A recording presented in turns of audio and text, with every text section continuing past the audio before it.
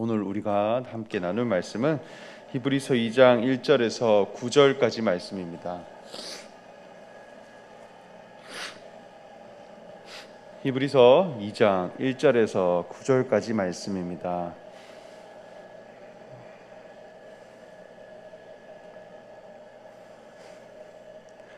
네, 다 찾으신 줄로 알고 저와 여러분이 함께 교독하시겠습니다.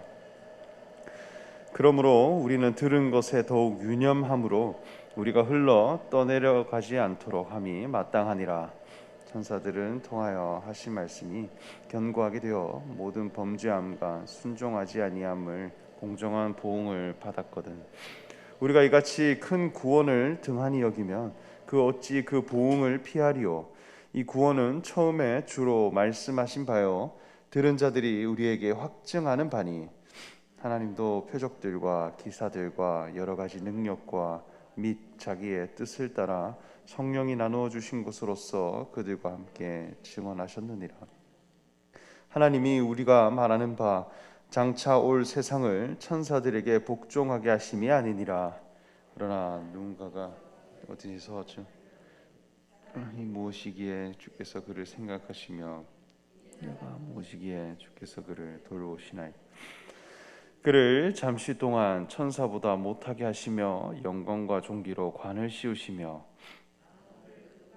복종하게 하셨느니라 하셨으니 만물로 그에게 복종하게 하셨은즉 복종하지 않은 것이 하나도 없어야 하겠으나 지금 우리가 만물이 아직 그에게 복종하고 있는 것을 보지 못하고 함께 읽겠습니다.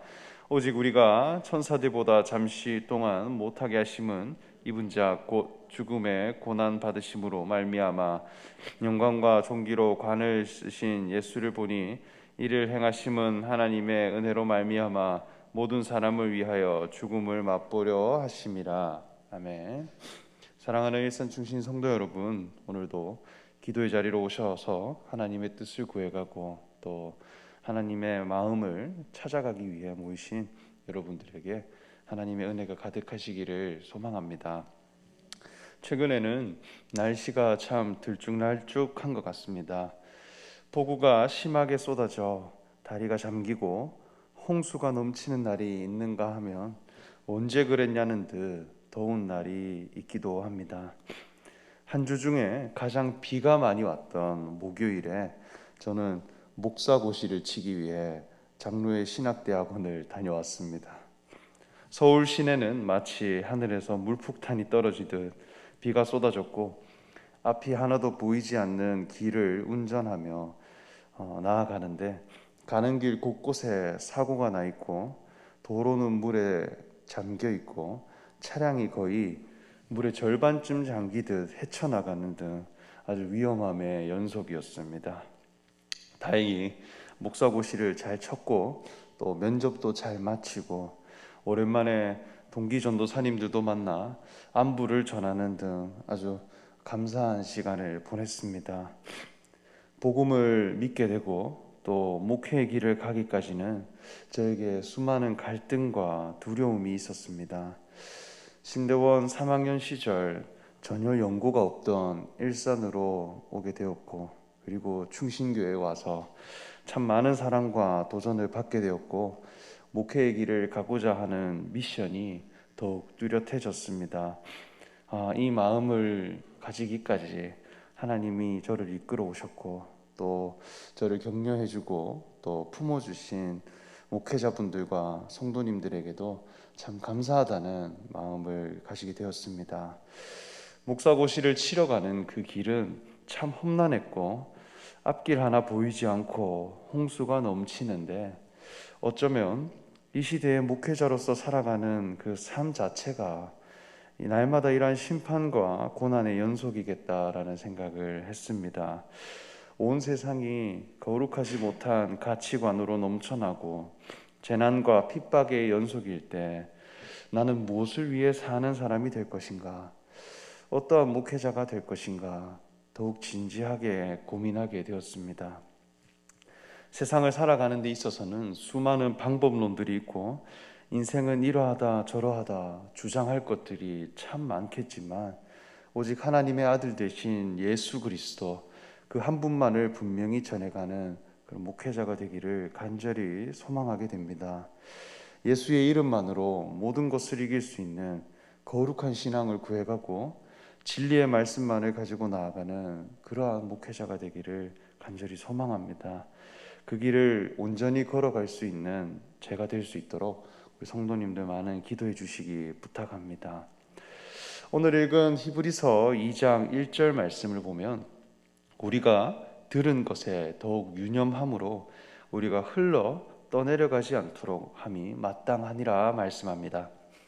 히브리서 기자는 이 말씀을 통해 전하고자 하는 의도는 유념하라는 것입니다. 예수님께서 천사보다 우월하신 분으로 오셨고 참 하나님 아들 되심을 믿는 이 믿음의 본질을 지켜가기를 요구했습니다. 어제 월삭 새벽 기도에서 안경영 목사님이 전해주신 말씀처럼 초대교회에서는 왜곡된 진리에 대해 전해가는 사람이 많이 있었고 그저 형식뿐인 신앙생활임에도 하나님 앞에 훌륭한 신앙을 가지고 있다 여기는 자들이 많이 있었습니다. 그렇기에 히브리서 기자는 예수님을 분명히 알아가고 이 진리에 대해 혼동하지 않기를 끊임없이 당부하고 있습니다. 먼저 우리가 믿는 예수 그리스도는 천사보다 뛰어나신 분임을 말씀합니다. 예수님께서 어떠하신 분인가 하는 이 분명한 기준이 우리에게서 정리되어져야 합니다. 어떠한 분인지 정확히 모른 채 믿는 것은 맹신이기 때문입니다. 우리가 믿는 예수 그리스도는 천사처럼 고상하고 위대한 분으로 오신 분이 아니라 철저히 사람의 인격을 가지고 이 땅에 오셨는데 그분이 하나님의 아들이라 하셨습니다. 그러나 초대교회에서는 천사 숭배 사상이 많이 전해지고 있었습니다. 그리고 진리를 미혹하는 자들이 많이 있었습니다. 이들은 육체는 악하고 부정한 것이며 오직 영혼만 선하다 여기는 이분법 사상을 가진 자들이었고 신비한 체험이나 어떤 영적인 현상이나 신비로운 능력을 숭배하며 그것으로 신앙을 인정받고자 하는 자들이 많이 나타났다 하는 것입니다. 그러나 사도들이 전하고자 했던 복음의 본질은 오직 예수님께서 하나님의 아들 되심을 믿는 믿음이었습니다. 그러나 예수님은 어떠한 분으로 오셨는가라고 할 때 신비로운 천사로 오신 분이 아니라 사람의 인격을 가지고 이 땅에 오신 분입니다. 그럼에도 하나님의 아들이시오 그리스도시다 말씀하셨습니다. 6절에서 7절 말씀을 보면 그러나 누구인가가 어디에서 증언하여 이르되 사람이 무엇이기에 주께서 그를 생각하시며 인자가 무엇이기에 주께서 그를 돌보시나이까. 그를 잠시 동안 천사보다 못하게 하시며 영광과 존귀로 관을 씌우시며 말씀하셨습니다. 하나님은 천사가 아니라 인자에 대해 영광과 존귀로 관을 씌우시는 분이라 말씀합니다. 이것은 전혀 다른 신앙의 기준점입니다. 하나님의 영광이라고 하는 그 자리는 천사처럼 높은 곳이 아니라 오히려 천사보다 못한 사람의 자리라는 것입니다. 예수님께서는 스스로 자신을 설명하실 때 내가 하나님의 아들이다 직접 말씀하시지 않고 늘 인자라 말씀하셨습니다.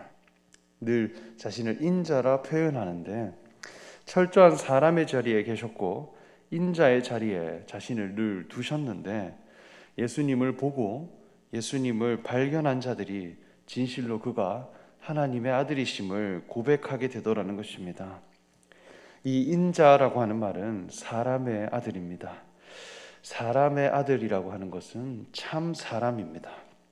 이는 철저한 사람의 운명 안에 있는 존재입니다. 세상으로부터 아무것도 더딥혀지지 않고 하나님이 사람 지으신 목적에 가장 합당한 순수한 그 자체의 사람이 인자입니다. 하나님이 매겨놓으신 정체성 그것 하나만 가진 사람의 모습이 인자라 할 수 있겠습니다. 그러나 사람은 태어나서 무언가를 더딥혀지다 보면 나는 누구이다라는 이름이 계속 생겨납니다. 태어날 때는 아무것도 가진 것이 없고 손에 쥔 것도 없이 그저 존재 가치만 가지고 태어나지만 어떤 교육을 받고 어떤 학교를 나오게 되고 어떤 가문에서 자랐으며 어떤 환경에서 자랐느냐, 그리고 어떤 직업을 가지게 되었느냐에 따라 자신의 스펙이 쌓이고 나는 누구다라고 하는 자기 소개거리가 늘어나게 됩니다. 그래서 사회적인 관계 안에서 내 자신을 표현하기도 하고 어떤 소유물이나 사회적 지위 안에서 나는 누구이다라는 것을 설명하기도 합니다. 그렇게 땅에 속한 관습과 규율과 환경을 통해 나는 무엇이다라는 것이 형성이 되는데, 그것 이전에 나는 누구냐는 것입니다. 모든 것을 빼고 남은 내 자신의 정직한 인생의 위치, 그것이 어디에 있냐는 것입니다. 세상이 나에게 너는 이러한 사람이라 부여하기 이전에 참 사람의 모습이 있다는 것입니다. 세상에서 내가 얻게 되어진 이름들이 전부 제거된 상태, 그것이 인자의 자리라 할 수 있겠습니다. 하나님은 유월절 어린 양으로 이스라엘 백성들에게 죄사함을 허락하셨습니다. 이 어린 양은 힘도 능력도 없이 그저 양의 생명만을 가진 가장 연약하고 순수한 양입니다. 그러나 그 어린 양이 하나님이 받으시는 가장 거룩한 제물이 되더라는 것입니다. 예수님이 우리에게 보여주신 운명 자체가 어린 양이셨고 인자였습니다. 그런데 그 자리가 하나님의 아들과 존귀한 그리스도의 자리더라는 것입니다. 사람의 노력과 애씀으로 땅으로부터 주어지는 가치들이 아니라 하나님이 사람을 지으실 때 매겨놓은 그 자리는 그리스도입니다. 흙으로부터 지음받은 인생에 하나님의 호흡을 부여받았을 때 비로소 하나님은 만족하셨고 안식하셨다 하셨듯이 하나님의 뜻을 표현할 수 있는 그 인생의 위치, 그것이 인자라 할 수 있겠습니다. 그렇게 이 사람의 위치는 천사보다는 못한 자리지만 그 자리에서 하나님은 영광과 존귀의 관을 씌우셨다 합니다. 흙으로 지음받은 인생은 하나님의 뜻을 이루어가기에 너무나 영광스러운 자리더라는 것입니다. 그렇게 예수님께서 참 사람의 모습으로 우리에게 오셨으나 천사보다도 영광스러운 분이시며 만물이 그 아래에 복종되게 하셨습니다. 하나님은 천사를 자녀 삼으시는 것이 아니라 인자의 자리로 오신 예수님을 자녀 삼으셨으며 그를 통해 하나님의 뜻을 드러내심을 믿음으로 받는 자들이 되어야 하겠습니다. 저 역시 하나님의 뜻을 제대로 알지 못할 때는 몸을 가지고 살아가는 이 삶이 너무나 괴롭고 원망스러웠습니다. 몸을 가진 인생 자체가 늘 저를 괴롭게 하고 또 몸이 있기 때문에 늘 피곤하고 연약하며 지저분하며 아픔이 있었기 때문입니다. 20대 초반에 학비를 벌기 위해 건축 현장에서 일을 했던 적이 있습니다. 공사 팀장님이 토목 공사를 해야 된다며 초보인 저에게 땅 파기를 시킨 적이 있는데 저와 파트너 2명이서 삽 한 자루씩을 들고 반나절 동안 땅을 파서 일을 한 적이 있습니다. 얼마나 힘이 들던지 골병이 날 지경이었습니다. 아무리 땅을 파고 파도 끝이 없었지만 결국 쉬지 않고 5시간 동안 삽질만 하며 흙을 다 옮겼습니다. 그런데 일을 마칠 때쯤에 포크레인 한 대가 오더니 한 주걱을 퍼서 나릅니다. 그런데 2사람이 반나절 내내 판 흙보다 더 많이 가져갑니다. 그때의 그 무력감과 충격은 아직도 잊혀지지 않습니다. 그때 2가지 생각이 들었습니다. 포크레인은 참 위대하구나, 그리고 사람은 참 연약하구나. 2가지밖에 생각이 안 나더라고요. 왜 사람을 포크레인처럼 만들지 않았을까? 위대함을 이루고 뭔가를 건설하고 뭔가를 이루어가는 세계에 있어서는 이 몸 가진 인생이 너무나 연약하고 보잘것이 없습니다. 사람을 강철로 만들었다면 아플 일도 없고 지칠 일도 없고 괴로울 일도 없겠다 싶은데 하물며 천사는 어떠할까요? 그러나 하나님은 사람을 자녀 삼으신다 하셨습니다. 하나님의 성품을 표현하기에 이 사람의 인생이 너무나 적합하기 때문입니다. 하나님은 사랑이라 하셨습니다. 하나님의 성품은 사랑입니다. 마치 흙이 씨앗을 품고 생명을 자라가게 하듯이 하나님의 사랑을 담아내고 그 사랑을 표현하기에는 반드시 연약함이 필요합니다. 그렇기에 몸을 가진 인생의 자리를 철저히 고백하는 자와 하나님이 함께 하신다는 것입니다. 하나님은 자신의 형상을 표현할 존재를 찾으시기에 천하 만물을 지으시고 사람을 지으신 후에 안식하셨다 말씀했습니다. 이것을 신분으로 표현할 때 그리스도라 합니다. 그러나 사람이 선악과를 먹게 되므로 자신의 몸을 부끄럽게 여기고 몸을 가리게 되었고 하나님을 피해 숨게 되므로 하나님 지으신 목적의 그 존재 위치에 벗어나게 되었습니다. 그것이 죄라 하였습니다. 하나님 사람 지으신 목적이 훼손되었기에 참 사람 대신 예수님을 보내주셔서 우리를 구원케 하셨다는 것입니다.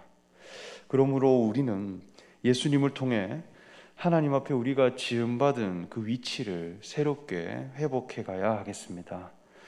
우리 자신이 천사처럼 고상하지 않아도, 천사처럼 위대하지 않아도, 그저 십자가에 매달린 죄인이라 하더라도, 그리고 연약하고 모순되며 부족함이 많은 인생이라 할지라도 하나님이 나를 통해 표현하고자 하는 그 사랑을 회복해 가야 한다는 것입니다.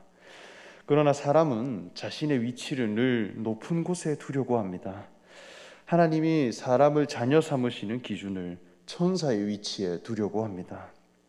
마치 마귀가 예수님을 이끌고 네가 하나님의 아들이라면 성전에 뛰어내려 봐라 하는 시험과 같습니다. 하나님 자녀됨의 기준을 마치 육체를 초월하고 마치 천사처럼 고상하고 위대한 능력을 가지고 있어야 하나님의 자녀이지 않느냐, 그 신앙의 기준점을 날마다 흔듭니다.